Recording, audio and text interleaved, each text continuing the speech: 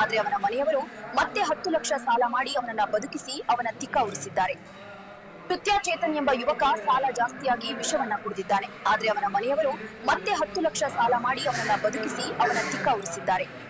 కృత్య చైతన్ ఎంబ నా పెళ్ళ నీచుడే పెళ్ళంతా కాపురం చేయాలి కానీ రేపు ఎవడని చేస్తాడు. చీకట్లో పోల్చుకోలేకపోయానండి. ఆహా, మరెవరు అనుకున్నావు? పని మనిషి అనుకున్నానండి. పని మనిషి అయితే అరుస్తుంది కదా. పని మనిషి అయితే అరవదండి.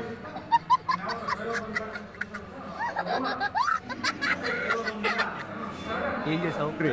ಹೆಣ ಹಾಕಿದ್ದಾನೆ ಅನ್ನುವಂಥದ್ದನ್ನು ಎಲ್ಲವನ್ನು ನಾನು ತಿಳಿಸ್ತೇನೆ ಅಂತ ಹೇಳಿದ್ದೆ. ಒಂದು ವೇಳೆ ಇವರೇನಾದ್ರೂ SIT ನಿಲ್ಲಿಸಿದ್ರೆ ನಾವೇ ಹೋಗಿ ನೂರಾರು ಶೂಟಿತ ಶವಗಳನ್ನ ನಾವೇ ಹೊರಗಡೆ ತೆಗೆದು ಪೊಲೀಸ್ ಸ್ಟೇಷನ್ ಮುಂದೆ ಕೋರ್ಟ್ ಮುಂದೆ ಹಾಕಿಕೊಂಡು ಬರ್ತೀವಿ.